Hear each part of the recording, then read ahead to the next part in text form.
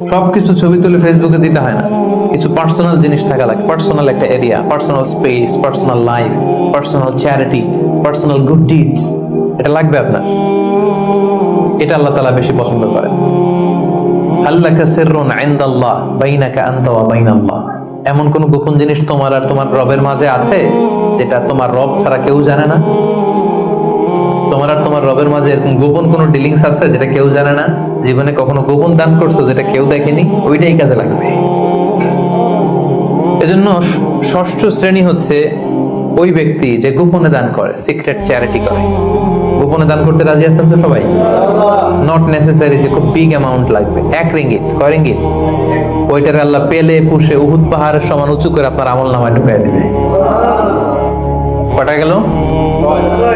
7 number হচ্ছে রাজুলুন যাকারাল্লাহ খালিয়ান ফাফাদাত আইনা, যে ব্যক্তি গোপনে আল্লাহর জিকির করে, আল্লাহকে স্মরণ করে আর চোখের পানি ছাড়ে।